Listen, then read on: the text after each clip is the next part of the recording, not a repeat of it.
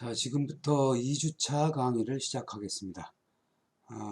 이번 시간에는 그 건설안전의 그 법적인 제도에 대해서 우리나라 법에 어떻게 건설안전이 제도화되어 있는지 그 부분에 대해서 한번 알아보도록 그렇게 하겠습니다. 어,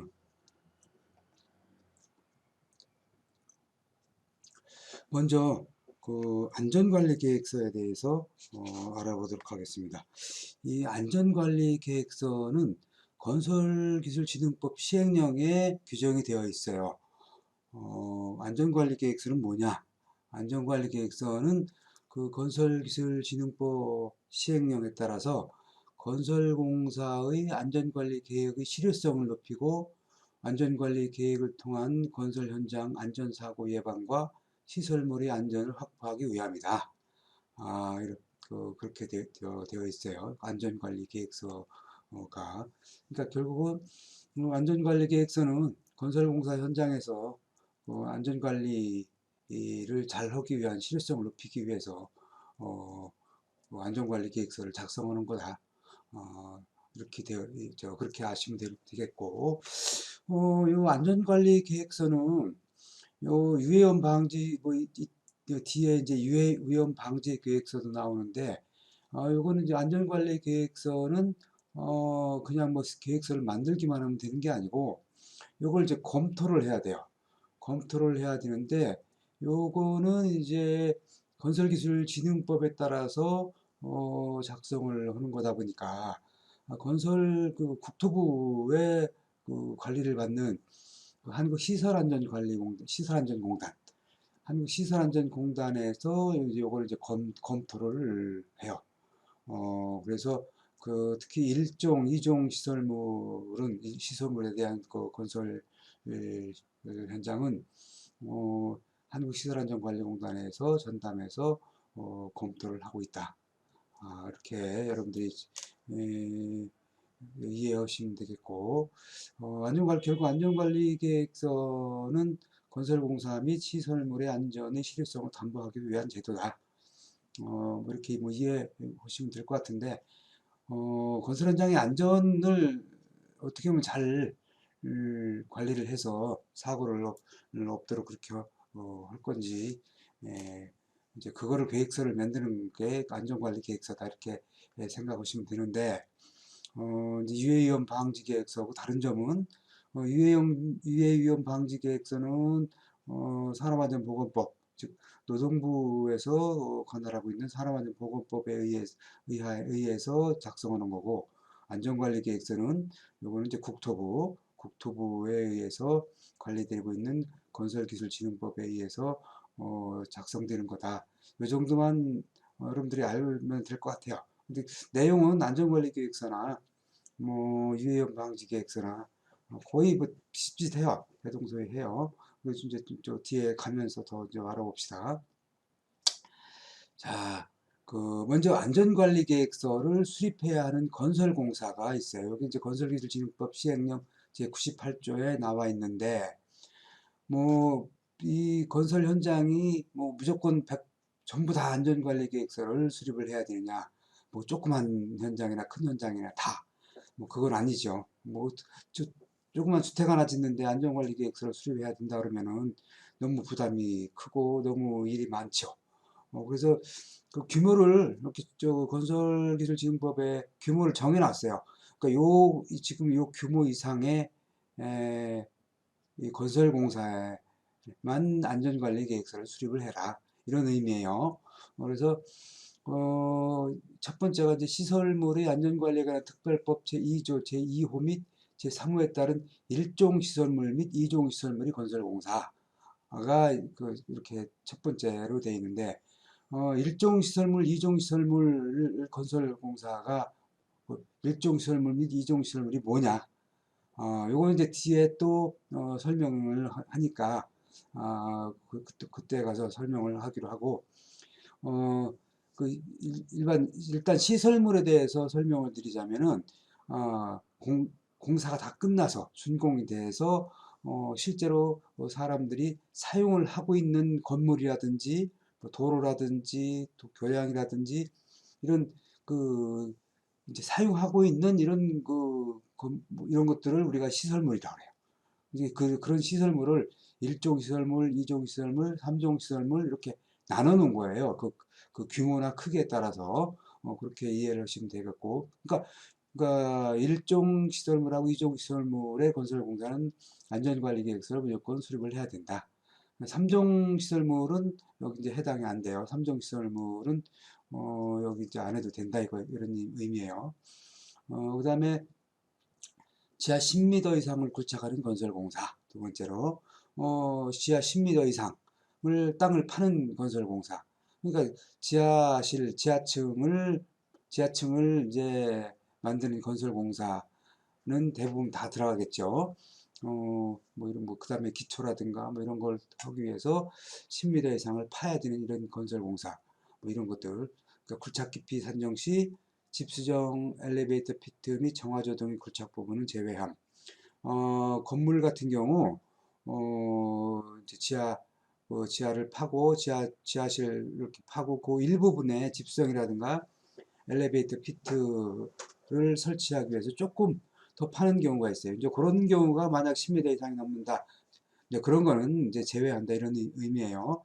그리고 이제 토지에 높낮이 차가 있는 경우 굴착 깊이 산정 방법은 건축법 시행령 제119조 제2항에 따른다 이렇게 돼 있는데 이건 뭐냐면은 경사지에 경사지에다가 지하실을 설치하는 경우 뭐 예를 들어 전면부는 그 지하 아마 5m밖에 안 되는데 후면부는 이제 경사지다 보니까 뭐 한 10m가 넘는다. 이런 경우 어떻게 할 거냐? 요거는 이제 그 집안의 형태에 따라서 산정 방법이 건축법 시행령에 나와 있어요.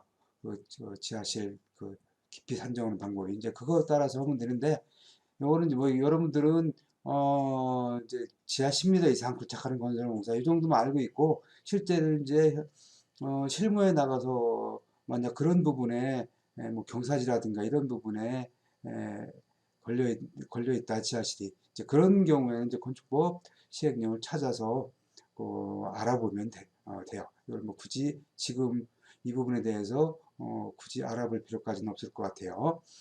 그 다음에 이제 세 번째 폭발물을 사용하는 건설공사로서 20m 안에 시설물이 있거나 100m 안에 사용하는 가축이 있어 해당 건설공사로 인한 영향을 받을 것으로 예상되는 건설공사. 이건 무슨 얘기냐면 폭발물을 사용하는 건설공사라는 거는 예를 들어서 그 땅을 파는데 뭐 아니면 이제 토공사를 하는데 집안을 이제 절토한다든가 토공사를 하는데 안반이 있어가지고 그걸 깨야 된다든가 할 경우에 우리가 이제 다이너마이트를 사용을 하게 돼요. 다이너마이트를 사용하거나 아니면 이제 해체공사, 콘크리트 구조물을 해체한다든가 할 경우에는 또 폭발물을 사용해서 공사하는 경우가 있어요. 이제 그렇게 이제 공사하는 경우에는 이제 다이너마이트를 사용해서 폭발을 하기 때문에 이제 폭발 폭발음이라든가 소리라든가 그 다음에 진동이 굉장히 많이 발생을 하게 되죠. 근데 그 가까운 거리에 일반 건물이라든가 이런 시설물이 있으면은 그 충격이 가겠죠. 충격음이라든가 뭐 진동 이런 것들이 폭약을 폭발하는 거니까. 이제 이런 경우에 그 시설물에 영향을 뭐 이제 주고 또 이제 이 가축 가축이 이제 젖소도 있을 수가 있을 거고 그다음에 뭐 양계장 이런 게 뭐 있을 수가 있겠죠. 이런 그 가축은 그 폭발음이 발생한다든가 아니면 그 폭발로 인한 진동이 발생하면은 이게 뭐 이제 뭐 잘못하면은 뭐 죽을 수도 있겠지만 그 죽지 않는다고 하더라도 젖소 같은 경우는 젖소 우유를 생산하는 양이 줄어든대요 갑자기. 그다음에 이제 우리가 이제 닭알이죠. 달걀 같은 경우 달걀 낳는 그 닭들은 달걀을 낳는 양이 줄어든대요. 그래서 이거는 이제 그 영향이 미치지 않도록 그 조치를 취해야 되기 때문에 이것도 어떻게 조치를 취할 건지를 안전관리 계획서에다가 이렇게 이제 계획을 세워야 되기 때문에 이런 부분이 있을 때에도 반드시 안전관리 계획서를 수립을 해야 된다. 이렇게 여러분들이 이해를 하면 되겠고, 그 다음에 이제 네 번째로 10층 이상 16층 미만인 건축물의 건설공사. 아, 어, 그러니까 10층 그 중에서 이제 다음 각목의 리모델링 또는 해체 공사. 10층 이상 16층 미만인 건축물의 건설 공사. 16층 이상이 되면 이제 일종 시설물이 되기 때문에 이거는 이제 뭐 거기에 또 맞춰서 해야 돼요. 그래서 이제 10층 이상 16층 미만인 건설 공사 중에서 10층 이상인 건축물의 리모델링 또는 해체 공사. 그 다음에 주택법 제2조 제15호 다목에 따른 수직 증축형 리모델링 이렇게 있는데, 이건 뭐냐면은 10층 이상인 건축물의 리모델링. 여러분들 뭐 아파트 그 리모델링 뭐 하기도 하고 뭐 그러죠. 근데 이제 여기에서 말하는 리모델링은 10층 이상 건축물의 A벽을 전체를 뭐 리모델링을 또 뭐 새로운 자재로 바꾼다든가, 아니면 또는 그 철거하는 해체 공사. 이게 해체 공사 시에 굉장히 그 사고가 많이 발생을 하기 때문에 해체 공사 같은 경우는 굉장히 좀 타이트하게 봐요. 그래서 반드시 안전관리 계획서를 수립을 해야 되고, 그 다음에 이제 수직 증축형 리모델링이라고 되어 있는데, 수직 증축형은 뭐냐? 아파트 같은 경우 이제 아파트가 오래 이제 되긴 했는데 돼서 어 그 다시 뭐 재건축 재개발을 해야 되는데, 이게 이제 그 구조물이 이제 쌩쌩해요. 철근 콘크리트는 굉장히 이제 쌩쌩하기 때문에 이게 이제 그런 경우에는 어 이게 수직 증축형 리모델링을 할 수가 있어요. 이거는 이제 위층 건물 위로 한 3개층 정도 더 증축을 하고, 이제 이거 이제 철거하고 재건축 재개발을 이제 못하게 하는 대신에 이렇게 수직 증축형 리모델링을 하도록 그렇게 되어 있어요. 이런 경우에도 안전관리 계획서를 수립을 해야 된다. 그 다음에 다섯 번째, 건설기계관리법 제3조에 따라 등록된 다음 과목의 어느 하나에 해당하는 건설기계가 사용되는 건설공사. 즉 이런 기계, 우리가 건설기계라고 그러죠. 건설기계, 천공기, 높이가 10m 이상인 것만 해당함 이렇게 돼 있어. 천공기가 뭐죠? 천공기가 그 파일을 매설하기 위해서 구멍을 뚫는 거를 우리가 천공기라고 해요. 땅에다가 구멍을 뚫는 거. 뭐 예를 들어서 흙막이를 하기 위해서 H빔을 땅속에 받기 위해서 구멍을 뚫는다든지, 아니면 기초공사 시에 콘크리트 파일을 땅속에다가 받기 위해서 구멍을 뚫는 걸 우리가 이제 천공기라고 그러는데, 천공기도 뭐 조그만 거 같은 경우는 아니고, 천공기가 높이가 10m 이상인 거. 그러니까 땅속으로 구멍을 10m 이상을 뚫는 그런 그런 장비를 사용하는 현장. 그 다음에 이제 항타 및 항발기는 이런 파일을 이제 땅으로 이제 박거나, 땅으로 박는 방법은 천공기를 사용하는 방법도 있고, 또 그 항탁이라고 해서 햄머, 뭐 유압 함머라든가 뭐 이런 디젤 햄머 이런 걸 사용해서 박는 방법도 있어요. 이런 항타기, 그 다음에 항발기는 파일을 다시 뽑아내는 거, H빔이라든가 뭐 이런 것들, 이제 흙막이 공사를 하고 흙막이 다 끝난 후에 이제 다시 이제 뽑아내는데, 이런 걸 항발기라고 해요. 이런 걸. 그래서 이런 항탁이나 항발기를 사용하는 그런 건설 공사. 그리고 이제 타워 크레인. 여러분들 뭐 타워 크레인은 뭐 많이 다 보셨을 거예요. 건설 현장 주변에 가면은, 아파트 현장 주변에 가면은 크레인 이렇게 세워놨죠. 타워 크레인. 요걸 사용하는 현장은 안전관리 계획서를 무조건 다 수립을 해야 된다. 이런 의미예요. 다섯 번째가. 그 다음에 이제 다섯 번째, 그 다음에 이제 101, 5-2번에 101조의 제1항의 각 거의 가설 구조물을 사용하는 건설공사. 그래서 요 가설 구조물은 건설 시공학 시간에 이제 설명을 들었을 거예요. 가설 구조물은 공사를 하기 위해서 임시로 설치했다가 해체하는 그런 시설물을 가설 구조물이다 이렇게 얘기한다 그랬어요. 그래서 가설 구조물에는 뭐 공통 가설과 뭐 그다음에 일반 가설이 있는데 이제 그 중에서 이제 비계도 이제 작업 발판이라든가 이런 걸 사용하기 위해서 사용하는 거죠. 여기 이제 비계도 이제 가설 구조물이 되죠. 그럼 비계 높이가 31m 이상 설치될 때도 안전관리 계획서를 수립을 해야 돼요. 그 다음에 이제 거푸집 및 거푸집 동바리 중에서 이건 이제 거푸집 동바리는 철근 콘크리트 공사 시에 사용을 하죠. 철근 콘크리트를 타설하기 위해서. 그래서 이제 거푸집 중에서 작업발판 일체형 거푸집이라고 있어요. 작업발판하고 거푸집하고 일체로 되어 있는 거푸집들. 요건 이제 굉장히 규모가 커요. 그래서 깽폼이라고 있는데 깽폼은 여러분들 아파트 짓는 현장에 주변에 가보신 사람들은 알 텐데 그 이제 천막으로 이렇게 뺑 둘러쳐가지고 굉장히 크게 해서 거푸집 설치되어 있는 거를 아마 봤을 거예요.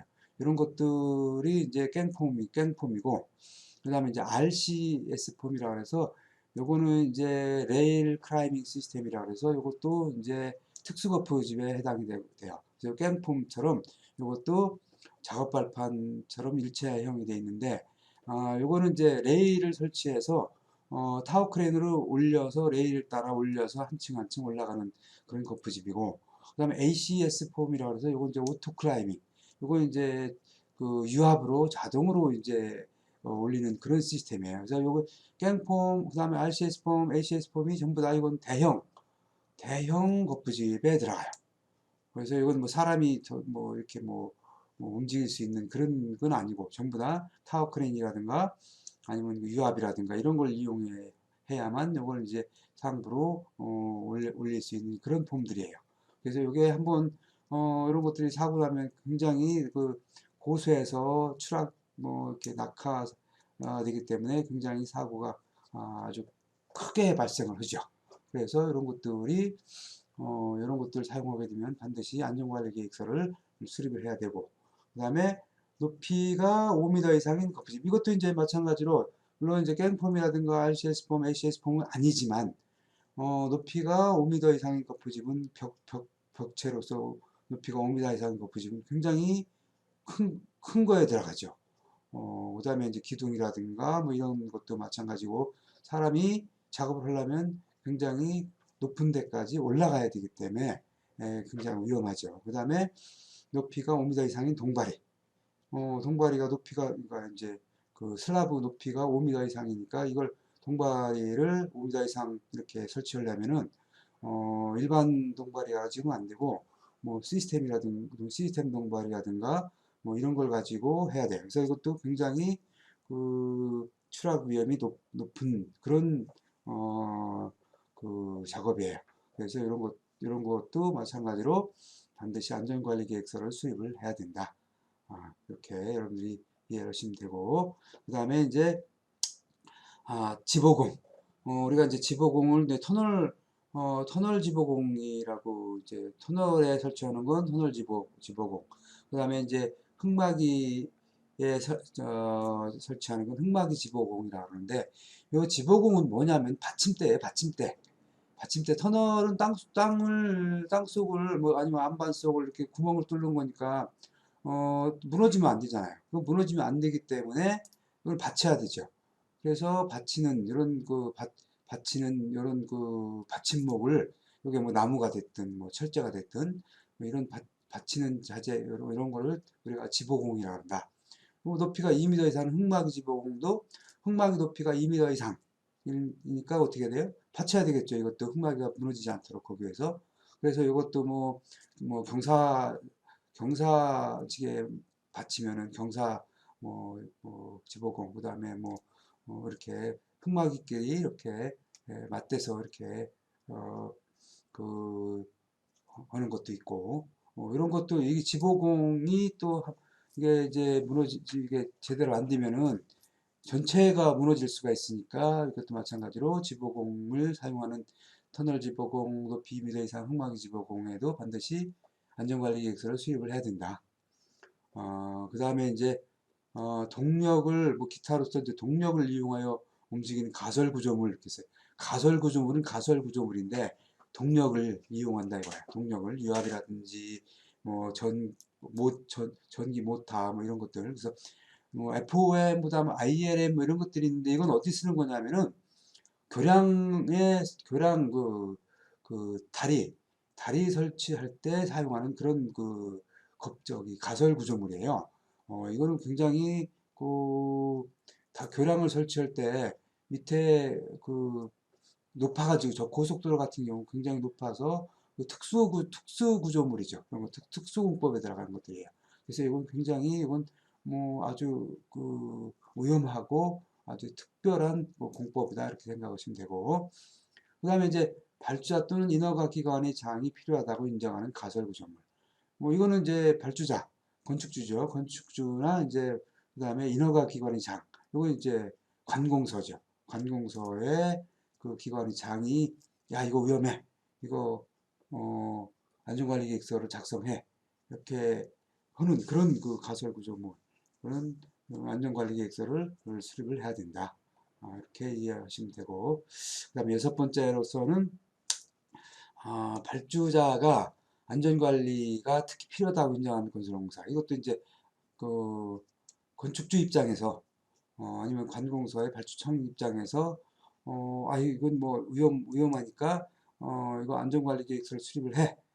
이렇게 이제 이렇게 인정하는 그런 건설공사는 안전관리 계획서를 수립을 해야 되고, 그 다음에 이제 해당 지방자치단체의 조례를 정하는 건설공사. 요거는 이제 지금까지 항목에는 안 들어있지만 각각 지방자치단체에서 우리 지방에는 요거 말고 다른 것도 뭐 안전관리 계획서를 수립을 해야 돼 이렇게 돼 있는 데는 안전관리 계획서를 수립을 해야 된다. 이런 의미예요. 그래서 여기에 해당되는 건설공사는 안전관리 계획서를 수립을 해야 된다. 그래서 안전관리 계획서를 수립을 해서 검토를 받아서 검토해서 이제 그대로 현장에서 안전관리 계획대로 공사를 해야 돼요. 자, 그러면 이제 두 번째로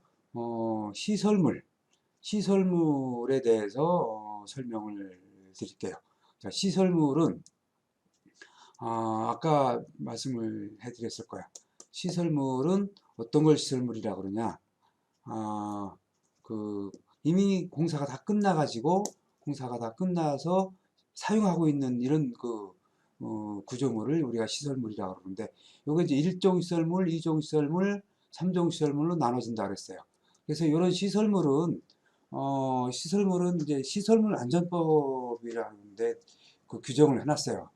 이건 언제부터 했냐면은 예전에는 이런 시설물에 대해서 이 규정을 안 해놓다 보니까 90년대 초반에 그 삼풍백화점이라 그래서 그 서초동에 백화점이 통째로 무너진 적이 있어요. 그래서 굉장한 그 피해를 많이 봤는데, 인명 피해를 거의 6, 700명이 그 무너짐으로써 다 사망했죠. 그리고 그 성수대교라고, 지금 그 성수대교 있죠. 여기 그 성수대교가 한번 무너졌었어요. 교량 하나가. 그래서 그때도 버스가 통째로 한강으로 떨어져서 사망 사고가 난 적이 있고, 그래서 그 이후로 기존의 거의 시설물들을 관리를 해야 되겠다 해서 시설물 안전법이라는 것을 제정을 해서 1종 시설물, 2종 시설물, 3종 시설물, 물론 3종 시설물은 1종 시설물하고 2종 시설물까지만 해놓고 3종 시설물을 규정해 놓은 거는 얼마 안 돼요. 이렇게 규정을 해놓고 1종 시설물은 어떻게 해라. 2종 시설물은 어떻게 해라. 이렇게 점검하고 필요하면 보수하고 하도록 규정을 정해놨어요. 시설물 안전법에다가.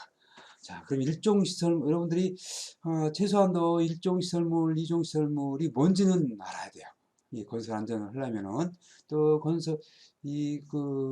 이런 시설물 점검하는 회사에서 필요한 사람들이 건설 안전 기사들이 또 필요해서 여러분들이 반드시 알아야 돼요.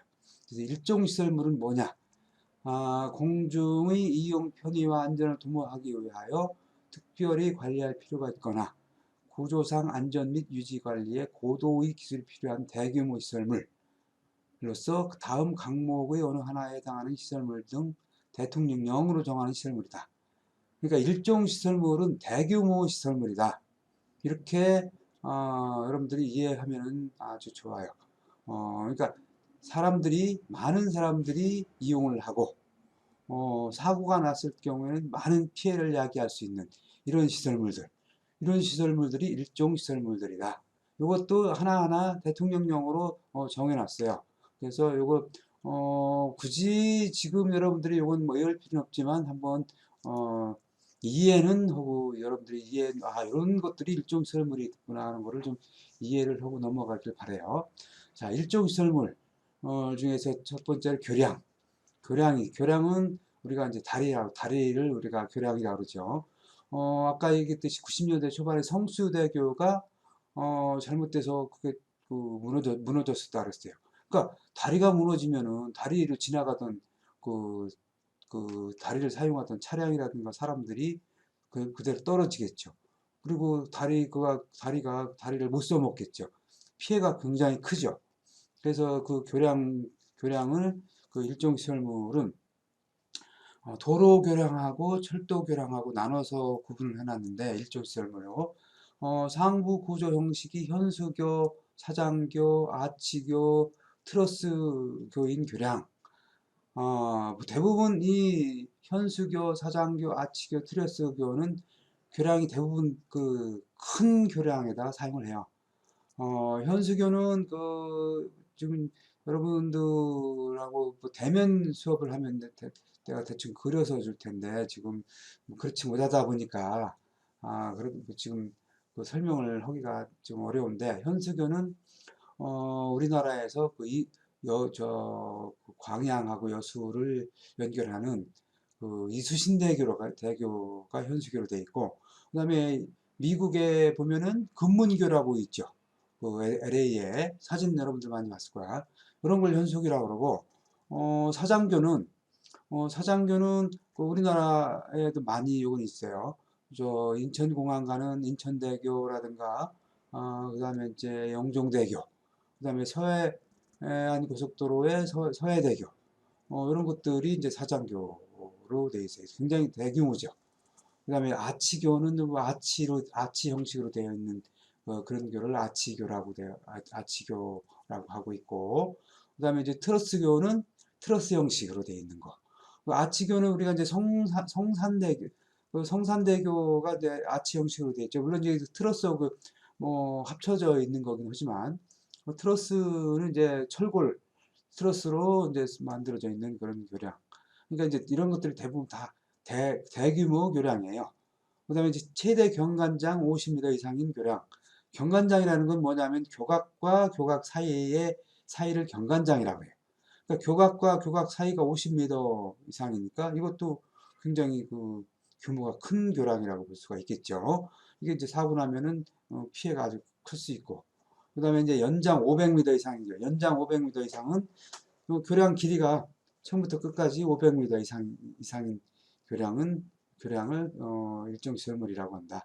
그 다음에 폭 12m 이상이고 연장 500m 이상인 복개 구조물. 복개 구조물은 뭐냐면 복개 구조물은 하천을 하천이라든가 이런 거를 덮은 걸 우리가 복개 구조물이라고 그러죠. 예전에 그 청계천을 전부 다가 콘크리트로 복개를 했었어요. 그래서 그걸 이제 지금은 이제 다 이제 헐어내고 지금처럼 그렇게 뭐 이제 사람들이 산책도 하고 쉴 수 있게끔 이렇게 만들었죠. 그리고 이것도 이제 굉장히 대규모 그런 그 시설물이죠. 그다음에 철도 교량은 교량인데 이건 이제 자동차가 다니는 데가 아니고 기차가 다니는 데죠. 철도가. 그래서 고속철도, 그다음에 도시철도는 전철, 뭐 전철을 얘기하고, 그다음에 고가교도 뭐 고가교도 이제 또 마찬가지죠. 이건 뭐 전철 지하철이 다니는 고가교. 2호선이 많이 있죠. 고가교가 서울에. 그다음에 상부 구조 형식의 트러스 및 아치교. 이것도 마찬가지고. 그다음에 연장 500m 이상인 교량, 철도 교량, 철도로 되어 있는 교량을 우리가 교량에서 이런 거를 일종시설물이라고 그런다. 이렇게 여러분들이 이해를 하시면 되겠습니다. 그 다음에 이제 터널. 터널은 이제 이것도 마찬가지로 도로 터널과 철도 터널로 이렇게 구분을 하는데, 도로 터널 같은 경우 연장 1000m 이상이 터널. 우리가 이제 1000m 이상 터널 길이가 1000m 이상 터널. 그 다음에 3차로 이상, 3차로라는 거는 차선이 3차로 이상. 그렇지, 3차로 이상 터널, 고속도로라든가 외곽도로, 뭐, 터널 같은 경우, 3차로 이상 터널들이 많이 있죠. 이런 것들이 이제 일종 설물이다. 그 다음에 터널 구간 연장이 500m 이상인 지하차도. 이건 뭐 일반 우리가 그 도로 터널 중에서 산이라든가 이런 데 뚫은 터널이 아니고, 뭐 시내라든가 이런 데, 뭐 지하차도 많이 있죠. 여기 이제 500m 이상인 그런 지하차도를 우리가 이제 일종 시설물이라고 그런다. 철도 터널도 요건 마찬가지. 철도 터널은 승용차 대신에 차량 대신에 기차가 다니는 터널로서 고속철도, 그다음에 도시철도는 지하철, 그다음에 연장 길이가 1000m 이상인 이것도 마찬가지로 철도 터널을 일종 시설물이라고 그러고, 그다음에 항만. 항만은 뭐 이제 배가 두르는 시설을 항만이라고 그러죠. 그래서 항만은 이제 관문. 관문은 물이 이제 들어왔다 나왔다 하는 그런 것들을 이제 관문이라 그래요. 그래서 이제 관문이 있는 관문 시설은 이게 이제 무조건 일종 시설물이다. 여기 이제 항만 중에서 인천항 같은 경우에는 조수 간만의 차가 크기 때문에 배가 물이 빠졌을 때는 배가 무리가 갈 수 있기 때문에 이런 관문 시설을 사용을 해서 물이 빠지지 못하도록 그렇게 하고 있어요. 그래서 그러니까 이것도 굉장히 중요한 시설이죠. 그 다음에 방파제, 뭐 파제제 및 호환. 방파제, 뭐, 파도를 막기 위해서 방파제 이렇게 설치해 놓은 것들이 있죠. 이런 것들. 그 다음에 이제 이런 것들이 1000m, 1km 이상인 경우. 그 다음에 계류시설. 계류시설로서는 이제 그 계류시설이라는 것은 배를 이제 묶어 놓는 거를 이제 계류시설이라고 하는데, 20만 톤급 이상 선박 하역시설, 그다음에 말뚝구조의 계류시설, 이런 것들은 일종 시설물이라고 한다. 이렇게 여러분들이 이렇게 이해하시면 되고, 그다음에 또 댐이 있어요. 댐. 뭐 여러분들 댐 잘 알죠? 뭐 소양강 댐, 뭐 안동 댐, 충주 댐 이런 것들. 이렇게 이제 큰 것들이 이제 다목적 댐이라는 거는 소양강 댐이라든가 뭐 충주 댐 이런 것들 이제 다목적 댐에 들어가죠. 홍수 조절도 하고, 그다음에 발전도 하고, 여러 가지 다목적으로 사용하는 댐들. 이런 게 이제 다목적 댐은 무조건 다 일종시설물이고, 그다음에 발전용 댐은 발전하기 위해서 이제 설치한 댐, 이런 것들도 일종시설물이다. 그 다음에 이제 홍수 전용댐 및 총서 수용량 1천만 톤 이상의 용수 전용댐, 뭐 이런 것도 이제 일종시설물에 들어간다. 이렇게 이해하시면 되겠습니다. 그 다음에 건축물은 일종시설물로서 21층 이상 또는 연면적 5만 제곱미터 이상 건축물은 무조건 일종시설물이고 시설물이다. 공동주택은 별도예요. 공동주택은. 그 다음에 연면적 3만 제곱미터 이상의 철도역 시설. 뭐 서울역이라든가 뭐 이런 청량역이라든가 이런 철도 역사, 관람자 이런 데는 사람들이 굉장히 많이 사용하는 데죠. 규모도 크고 뭐 이런데. 그 다음에 연면적 1만 제곱미터 이상의 지하도 상가. 지하도 상가도 굉장히 영등포역 지하도 상가라든가 이런 데 사람이 굉장히 많죠. 이런 데뭐 반포 그 고속터미널역 지하 상가 뭐 이런 데도 굉장히 사고가 나면 대형 사고가 발생될 수가 있죠. 이런 데는 일종 시설물이다. 이제 공동주택 같은 경우는 이종주택에 들어가요. 보통 공동주택은 그렇게 여러분들이 이해를 하시면 되고, 자, 그 다음에 하천이 있는데 하천 올 여름에 굉장히 그 비가 많이 와가지고 하천이 하천 뚝이 무너지고는 피해들이 많이 봤죠. 그래서 이거는 하구뚝. 그 다음에 하구뚝 중에서 포용 저수용량 8천만 톤 이상 방조제. 그 다음에 수문 및 통문.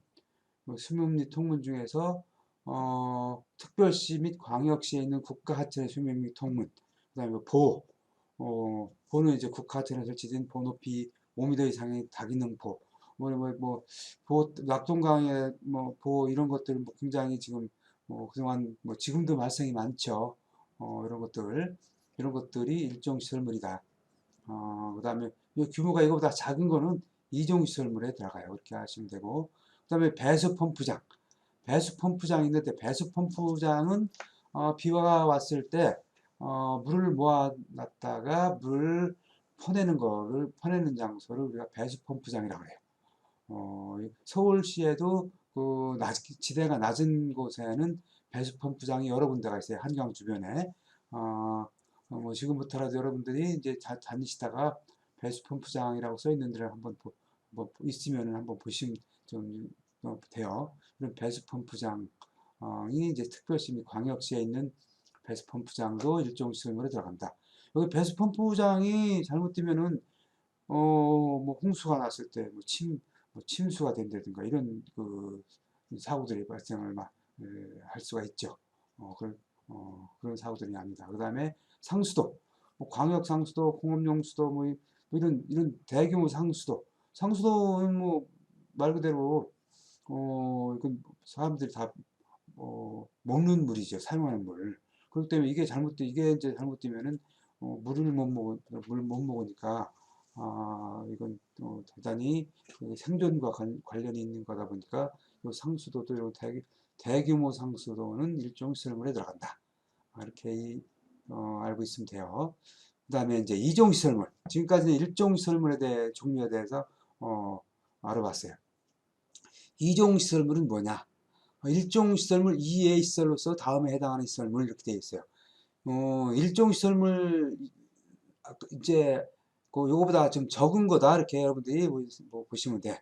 이종 시설물은 이종 시설물은 도로는 도로 교량 이것도 철도 교량 돼 있는데 요건 경관장 50m 이상인 경관장 교량 일종 시설물에 해당하지 않는 교량으로 연장 100m 이상.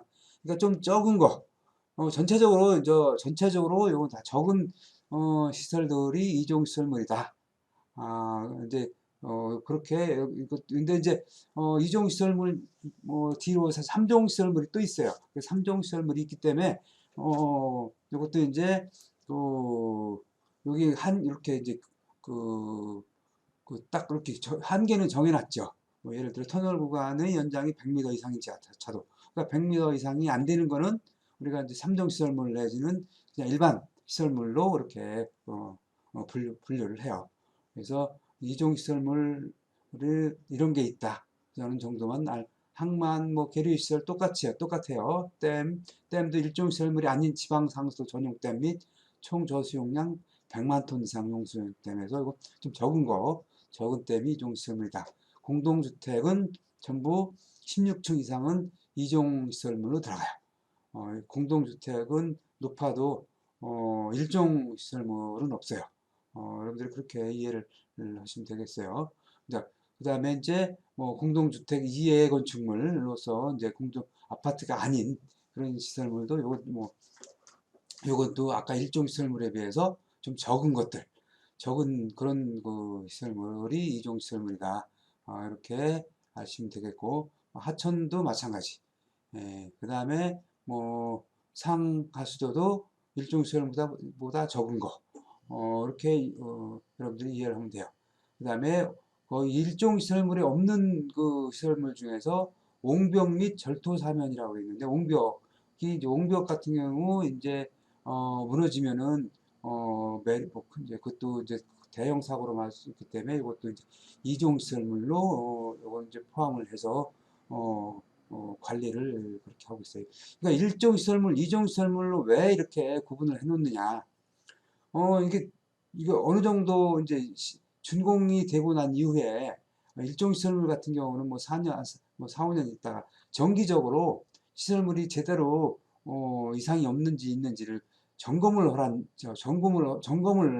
의무적으로 해야 돼요. 그래서 일종 시설물은 그만큼 중요한 시설물이기 때문에 점검을 자주 하고 이종 시설물은 좀 일종보다는 좀 뜸뜸이 하고 그렇게 돼 있죠. 그렇게 하란 얘기예요. 뭐 근데 이제 그거보다 1, 2종 시설물이 아닌 경우는 점검을 안 해도 되는데 그 대신 3종 시설물 같은 경우는 또 마찬가지로 또 20년 이상 어느 정도 이제 오래되면은 또 점검을 해서 그 수명이 다 되면은 뭐 철거도 하고 또 이 뭐 이제 보수 보강도 하고 해서 유지 관리를 하라는 의미로 이렇게 1, 2종 시설물로 구분을 해놓은 거예요. 그래서 여러분들이 그 정도로 이해를 하시면 될 것 같습니다. 자, 3종 시설물은 1종, 2종 시설물이 안전관리가 필요한 소규모 시설물을 우리가 3종 시설물이라고 하는데, 이게 이제, 뭐, 이제 우리가 또 뭐 특별관리 대상이라고 하기도 하고 해서, 이건 이제, 이렇게 또, 시설물이 안전 및 유지 관리에 관한 실시 등에 관한 지침 제98조 별표 31에 따라 지정 고시된 시설물 이렇게 되어 있어요. 3종 시설물이. 그것도 여기서 3종 시설물도 토목 분야, 교량, 터널, 1, 2종 시설물이 아닌 소규모 좀 이제 우리가 생각하는 소규모 시설물이다 이렇게 보면 돼요. 그래도 이것도 아주 적은 거는 아니고 이렇게 그 한계를 정해놨죠. 이런 것들이 3종 시설물이다. 뭐 육교, 지하차도, 뭐 기타. 건축 분야는 그 아파트 같은 경우는 준공 후 15년이 경과된 5층 이상 15층 이하 아파트. 이게 좀 적은 아파트인데 그래도 5층, 뭐 15년 이후에 경과된. 그러니까 15년이 경과됐으니까 건물 수명이 어느 정도 됐다고 보고 이제 균열도 많이 발생을 할 거고 물론 이제 여기 1, 2종 시설물이 아니라서 정기적인 점검이라든가 이런 건 안 해도 되지만 이렇게 3종 시설물로 지정을 함으로써 이것도 이렇게 15년 이상 경과된 5층 이상 15층 이 아파트는 이것도 이제 그 정기 점검을 해야 돼요. 이것도 20년 지나서부터. 그래서 이렇게 3종 시설물로 분류를 내는 거예요. 그 다음에 이제 공동주택 이해 건축물 한 번씩 여러분들 읽어보시면 되겠고 뭐 이걸 전혀 뭐 이해만 하면 되지 전혀 외울 필요는 없다. 전혀 뭐 외우실 아마 기사 시험 문제에도 이런 거는 안 나올 거예요. 뭐 근데 이제 1종 시설물, 2종 시설물, 3종 시설물에 대해서 설명이라든가 이런 부분이 나오니까 어떤 건지 여러분들이 이해는 하고 있어야 돼요. 자, 뭐 공동주택 이해 이런 건물들 3종 시설물이다. 이렇게 알고 있으면 되고 그 다음에 세 번째로서 아까 첫 번째 할 때 안전관리계획서에 대해서 설명을 했어요. 근데 이거 유해 위험 방지 계획서라고 계획서가 또 하나 있어요. 안전관리계획서는 건설기술진흥법에 따라서 규정에 따라서 수립해야 된다고 그랬고, 요 유해위험 방지 계획서는 산업안전보건법 시행령에 따라서 이걸 또 수립을 해야 돼요. 그 왜 이렇게 뭐 이것도 만들고 저것도 만들고 하라고 그러냐, 국가에서. 그만큼 이게 위험하기 때문에 그래요. 건설 현장이 사고들이 아주 다양하고, 또 사고가 한번 나면은 사망 사고라든가 이거 대형 사고들이 많이 나다 보니까, 사고들이 많이 나다 보니까 이렇게 이중으로 규제를 하고 관리를 하고 있다, 이렇게 보시면 돼요. 그래서 유해염 방지 계획서도 한번 봅시다. 유해염 방지 계획서는 산업안전보건법, 그러니까 이거는 이제 노동부 소관이라고 했어요. 산업안전보건법 제42조에 이거 건설공사의 사전 안전성 심사를 통해 건설 현장의 근로자 안전보건, 결국 근로자 안전보건을 확보하기 위한 제도다. 근데 이제 처음 요 유해염 방지 계획서가 수립이 될 때는 건설공사만 했는데, 지금은 제조업에도 유해염 방지 계획서를 수립을 해야 돼요. 제조업 중에서도 그 일부 이제 그 지정의 그 요건에 해당되는 이런 제조업에는, 그러니까 유해염 방지 계획서는 건설 현장뿐만 아니고 뭐 대형 제조 공장에서도 수립을 해야 된다. 여러분들이 그렇게 알고 계시면 되겠고, 이것도 결국은 근로자의 안전 보건을 확보하기 위한 제도다. 그러니까 유해염 방지 계획서는 노동부에서 관리하는 하는 거다 보니까 주로 이제 근로자 안전 보건을 확보하기, 근로자 안전 보건 쪽으로 이렇게 그, 더 이제 그러니까 사람 쪽으로 더 이제 그 안전 보건을 두는데, 안전관리 계획서는 시설물, 이제 국토부 쪽이다 보니까 물론 그 근로자뿐만 아니고 시설물 쪽의 안전 보건, 그러니까 시설물이 붕괴되고 붕괴되느냐 아니냐, 뭐 이런 시설물의 안전 보건을 확보하는 쪽에 더 주안점을 두고 있다. 이렇게 이해해도 될 것 같아요. 그렇게 이해해도 더 무방하리라 생각이 되고. 자, 그러면은 이제 그 유해염 방지 계획서의 작성, 제출 등에서 산업안전보건법 제42조 제1항에 이렇게 돼 있어요.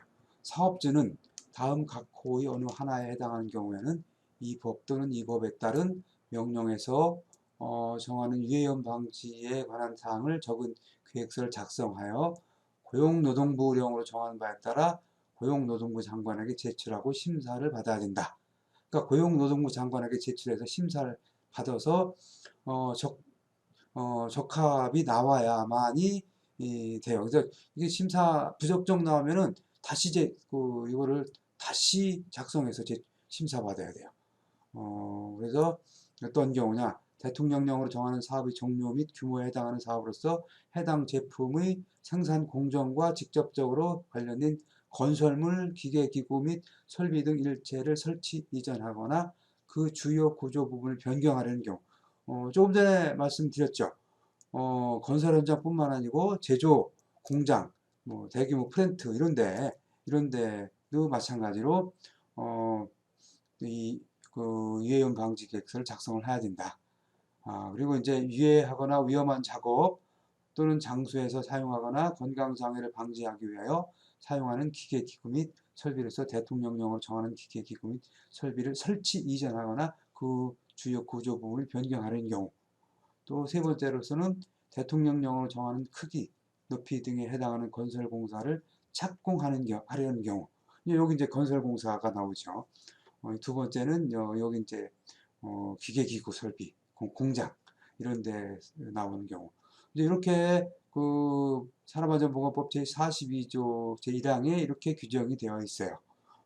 그래서 유해염 방지 계획서는 여러분들이 건설 현장으로 가건 제조업 현장으로 가건 다 알고 있어야 된다. 그래서 유해염 방지 계획서는 안전관리 계획서보다도 더 여러분들이 이해를 좀 잘 해야 돼요. 그래서 요 유해염 방지 계획서를 또 마찬가지로 안전관리 계획서처럼 제출 대상, 아무 어떤 아무 전체 건설 현장이 다 하는 게 아니고 이것도 마찬가지로 이제 그 규모에 따라서 일정 규모 이상인 이런 데만 그 제출하도록 되어 있어서 이런데 그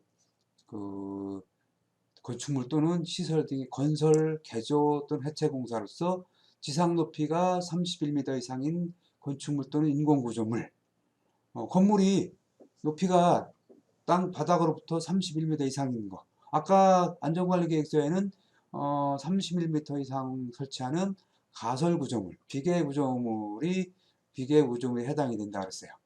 자, 그리고 연면적 3만 제곱미터 이상인 건축물은 무조건 위해연 방지 계획서를 제출을 해야 된다. 그 다음에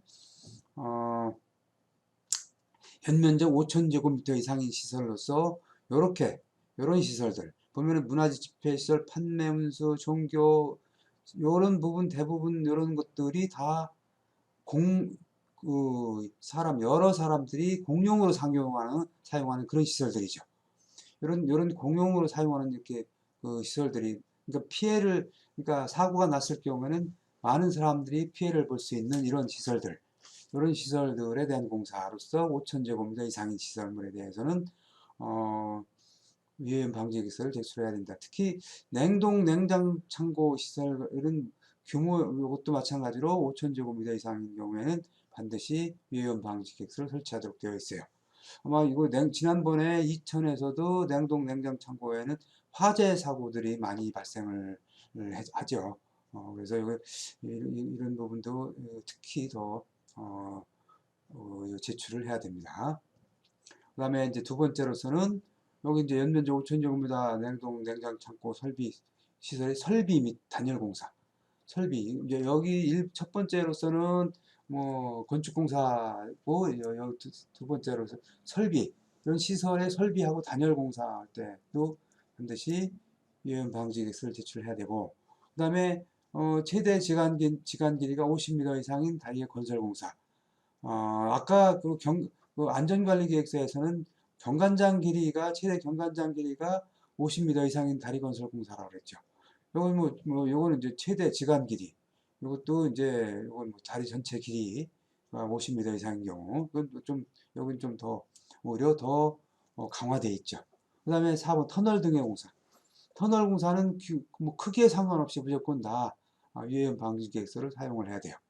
그 다음에 댐 중에서 다목적 댐, 발전용 댐, 저수용량 2천만 톤 이상인 용수전용 댐, 이런 것들은 또 마찬가지로 위해연 방지 계획서를 작성을 해야 되고, 또 여섯 번째로 깊이 10m 이상인 굴착공사.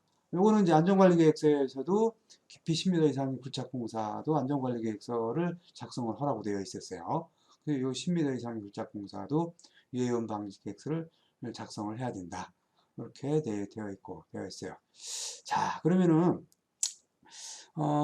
위해연 방지 계획 어느 경우에 위해연 방지 계획 작성을 하는지를 이제 설명을 했고, 제출 대상을 그 다음에 위험 방지 계획서는 그럼 어떤 것들이 들어가느냐. 안전관리 계획서도 이제 어떤 것들이 들어가는 거기 이제 제출 대상이 있긴 있는데, 안전관리 계획서 같은 경우는 실제로 이제 현장 가서 그때 가서 하면 되는데, 위험 방지 계획서는 안전관리 하는 사람들한테는 특히 더 깊게 알아야 될 필요성이 있어서 어떤 첨부서들이 어떤 것들이 있는지 간단하게 설명을 할게요.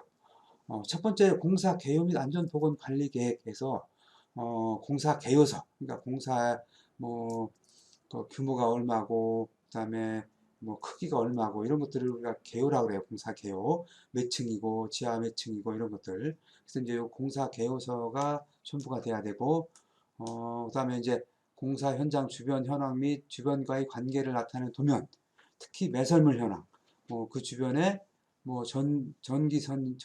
전선이라든가 가스관이라든가 상수도관이라든가 하수도관 관로라든가 이런 것들이 주변에 어떻게 지나갔는지 이런 것들이 들어가 줘야 돼요.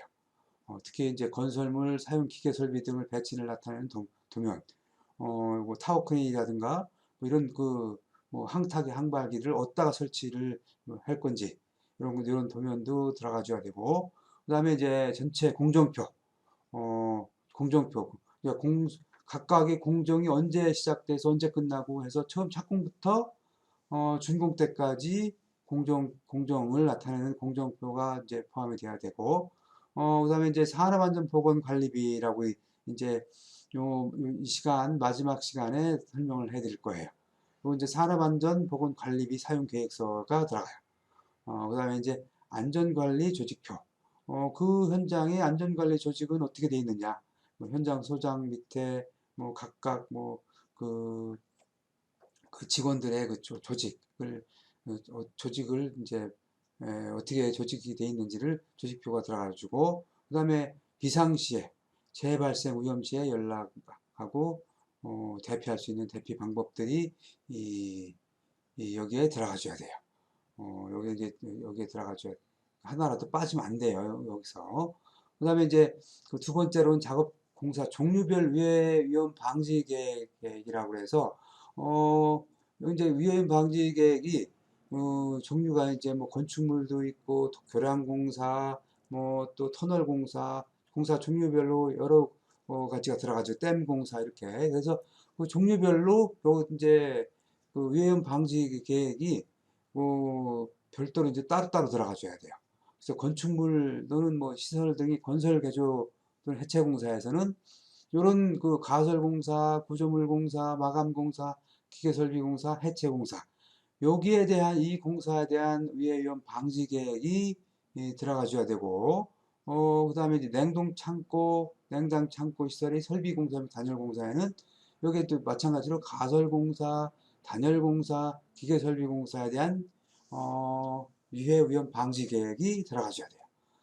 그다음에 다리 건설 등의 공사, 교량이죠. 교량은 이제 가설 공사가 들어가고 다리 하부 공사, 다리 상부 공사 이렇게 되어 있는데, 다리 하부 공사는 우리가 하부공이라고 그래요. 그러니까 기초하고 교각까지. 그 다음에 상부 공사를 우리가 상부공이라고 그러는데, 요건 이제 상판, 교량의 상판하고 뭐 거기 시설물들 들어가는 거를 우리가 상부 공사라고 그렇게 얘기를 해요.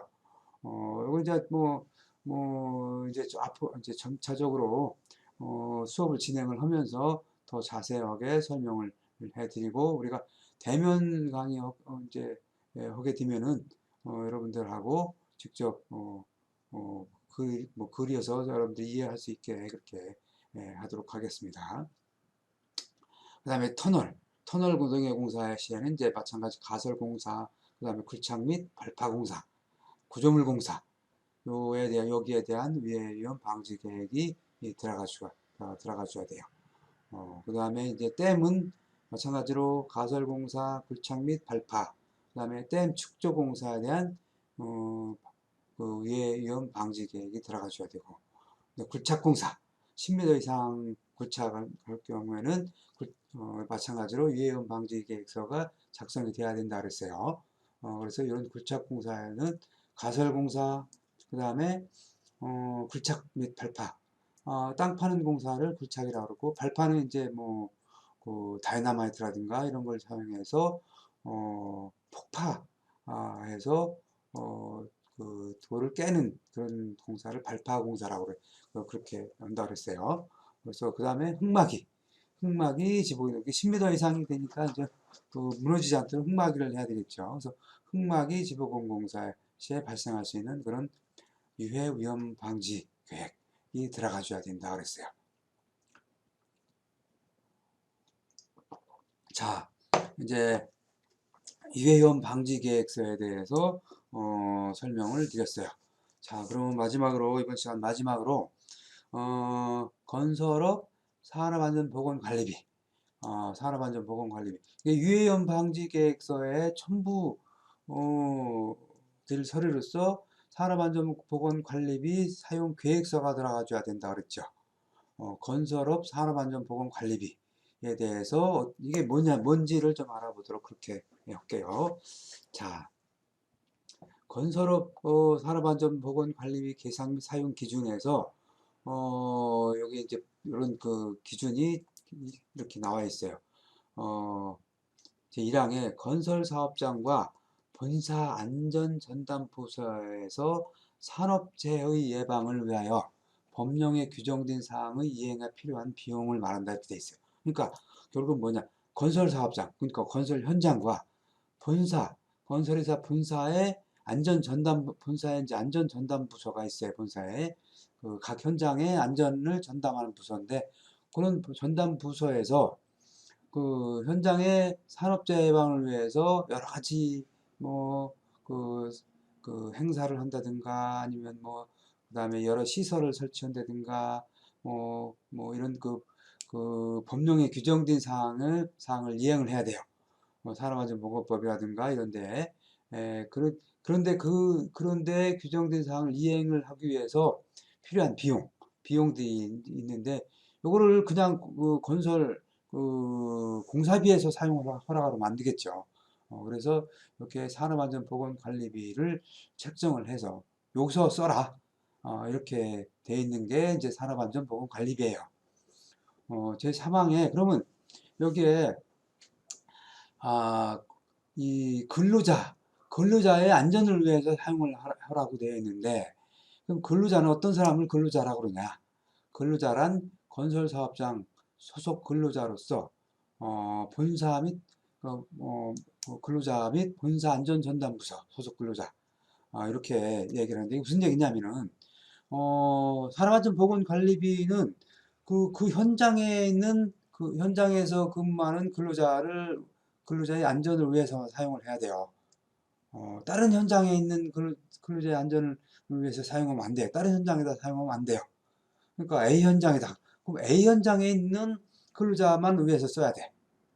그 A 현장의 이 산업안전보건관리비는 이제 그래서 요 A 현장에 소속된 근로자인데 이제 본사의 안전전담부서에 소속된 근로자는 이 사람은 이거 뭐 전체 현장을 관할을 하니까 이 사람까지는 그럼 우리 그 지금 요 사람까지는 우리 현장의 근로자로 봐주겠다 이런 의미예요. 그래서 물론 이제 그 안전관리비를 그 본사의 안전전담부서에서 사용하는 비용은 뭐 일부만 사용하도록 그렇게 되어 있어요. 요 뒤에 보면 또 나와요. 그래서 근로자의 의미를 산업안전보건관리비를 사용할 수 있는 그런 근로자의 의미를 그렇게 여러분들이 알고 있으면 돼요.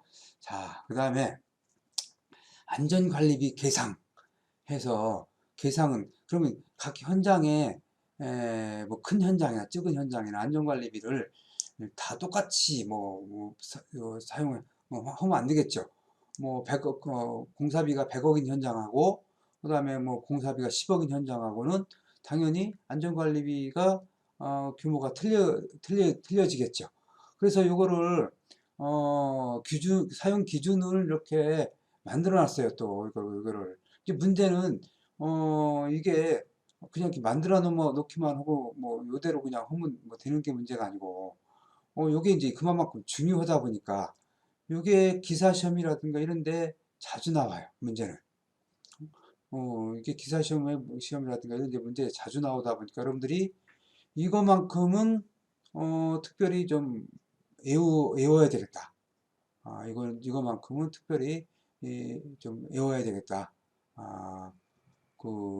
그래서 요 중에서 요거 중에서 그 일반건설공사 갑 뭐 이렇게 그 대상 갑 중에서 이제 그 1.97% 대상액 50억 원 이상인 경우 적용 비율 뭐 이렇게 돼 있는데 요거 1.97%뭐 내지는 뭐 이렇게 프로 나와 있는 거 요거 정도는 여러분들이 좀 외워두고 있으면은 좋아요. 근데 뭐 자주 나오는 건 아닌데 보통 한 해에 한 문제 정도는 나오는 것 같더라고. 그래서 여러분 요거는 좀 여러분들이 주의 깊게 봐둬야 될 필요가 있어요. 그래서 자 그러면 여기 계산기준표라고 돼 있는데 대상액은 뭐고 뭐 이게 뭐냐? 여기 보면은 대상액 5억 원 미만인 경우 적용 비율 이렇게 돼 있어요. 대상액이라는 거는 요 대상액은 여기 이제 그 노무비 직접 노무비 플러스 자재비를 우리가 대상액이라고 이렇게 해요. 그러니까 전체 공사비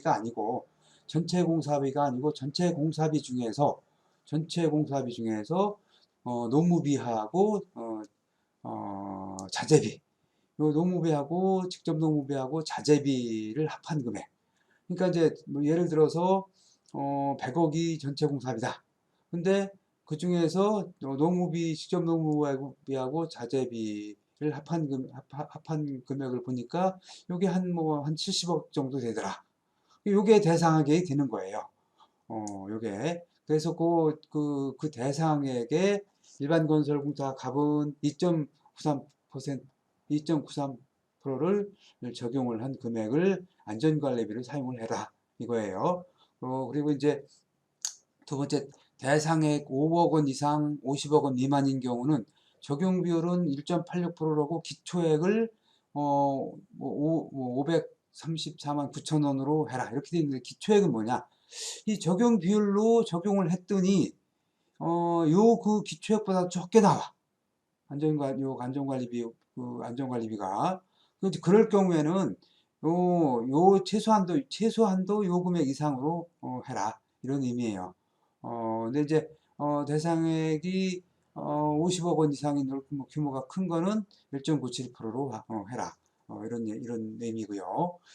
그래서 여러분들이 뭐 뒤에 뭐 이렇게 그 보건관리자 선임 대상, 건설공사 적정 비율 이렇게 돼 있는데 이거는 여러분들 그냥 몰라도 될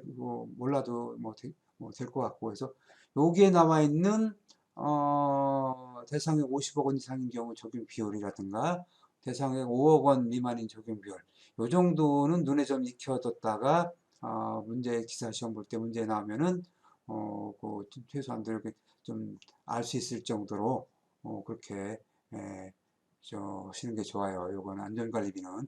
그만큼 이 돈이 이 건설 현장이든 뭐 어디든 이 돈하고 관련되어 있는 것은 굉장히 중요하다.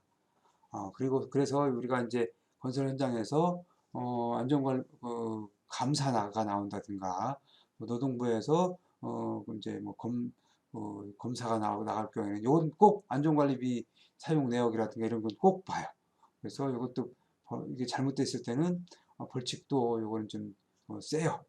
그래서 요 안전관리비는 반드시 근로자의 안전을 위해서 반드시 사용해야 되는 금액이다.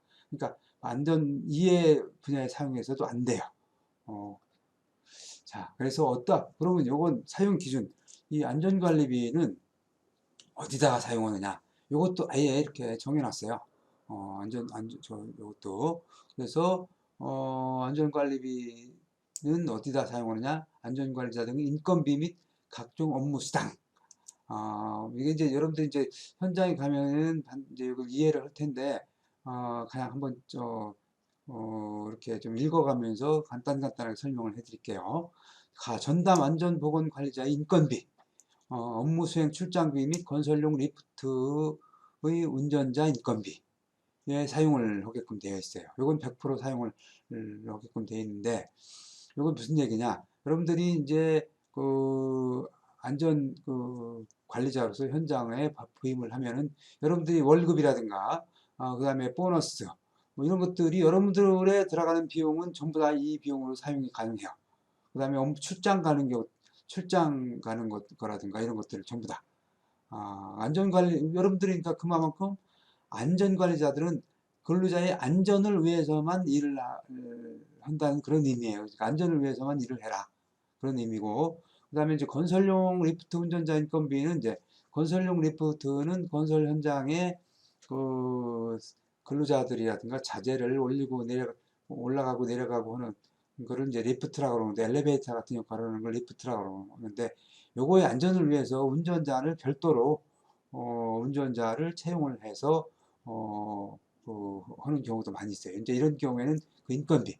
그러니까 리프트의 운전자는 그 리프트를 사용하는 근로자의 순수하게 안전만을 위해서 이렇게 들어간 비용이다 해서 요 인건비도 이제 다요 안전관리비로 사용할 수가 있어요.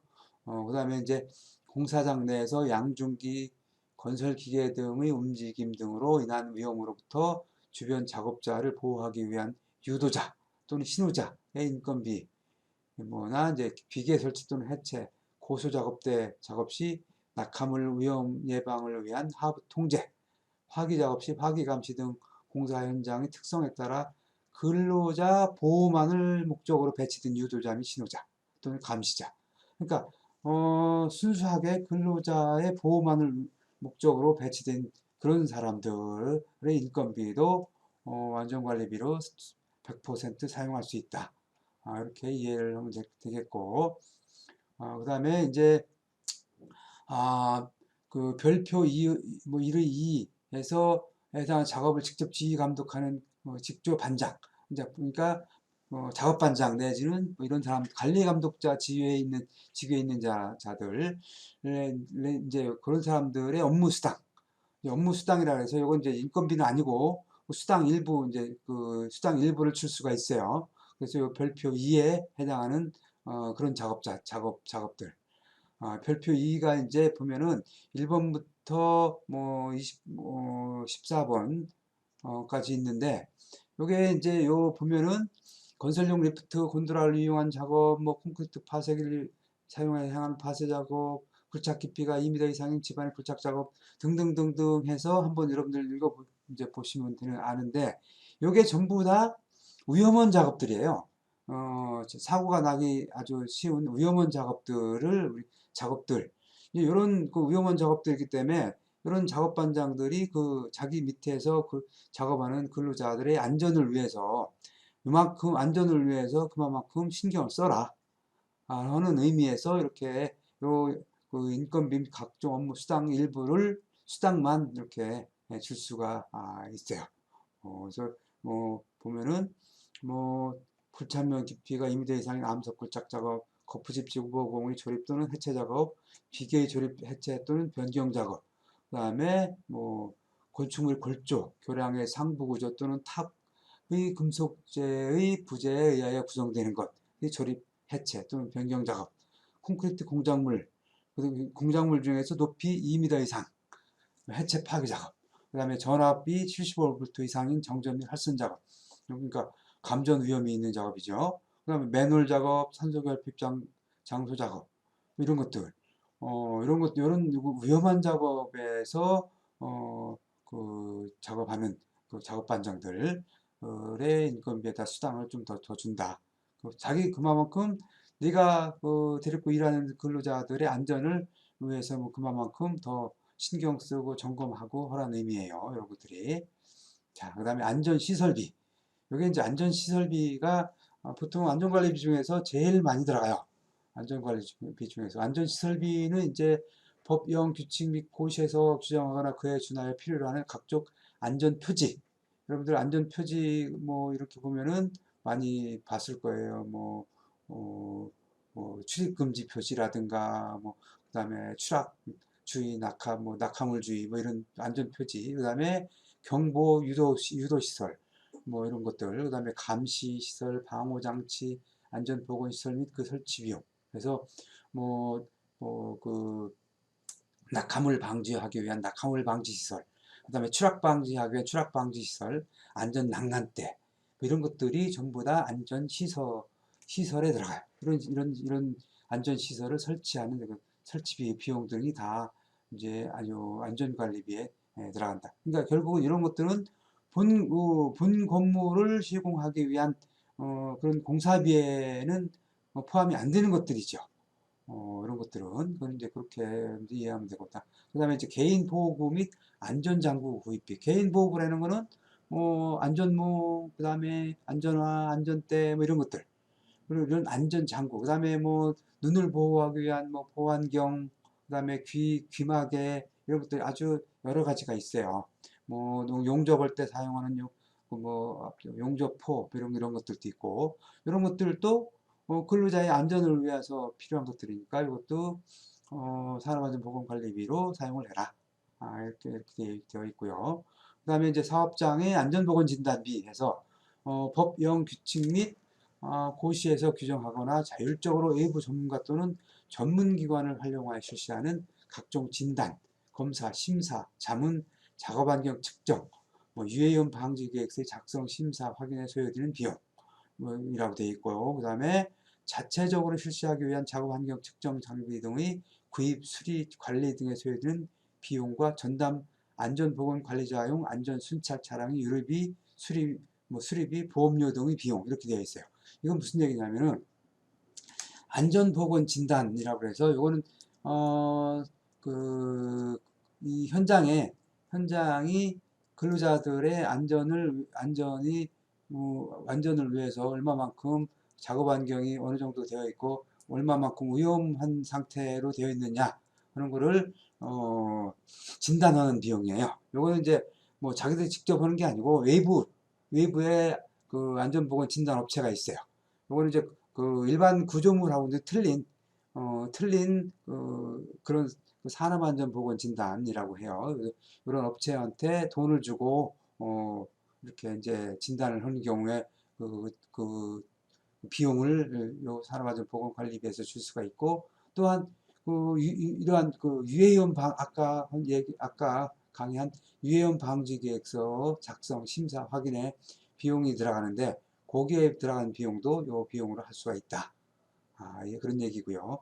그 다음에 이제 자체적으로 이런 작업 환경 측정이라든가 안전 점검을 하기 위해서 필요한 기계, 기구 이런 것들 사야 될 필요가 있을 때 이런 것들을 하든가. 그 다음에 안전관리자가 현장에 점검한다든가 순찰을 한다든가 이렇게 하기 위해서 자동차를 사용을 한다든가. 그 다음에 이제 그 다음에 안전보건관리자가 사용하는 컴퓨터라든가 이런 것들도 다 카메라라든가 이런 것들 다 요, 이후 비용으로 사용할 수가 있다. 그런 의미예요. 그 다음에 이제 안전보건교육비 및 행사비라고 있는데, 안전보건교육은 법적으로, 안전교육이라든가 이런 것들을 법적으로 무조건 이제 교육을 하게끔 되어 있어요. 근로자들한테는. 그래서 법령 규칙 및 고시에서 규정하거나 그에 준하여 필요로 하는 각종 안전보건교육에 소요되는 비용. 근데 이제 이 안전보건교육을 하려면은 그냥 돈이 안 들고 할 수 있는 건 아니고 교육 기자재를 산다든가 그 다음에 안전보건 교육 강사를 외부에서 초빙을 한다든가 그 다음에 이제 또 근로자들이 그 안전보건 교육을 받을 수 있도록 또 이제 음료수라든가 이런 것들을 또 준비해서 주기도 하고 그래요. 그러니까 이런 데 소요되는 비용은 이제 비용을 사용할 수가 있고 그 다음에 이제 안전보건 관계자의 교육비.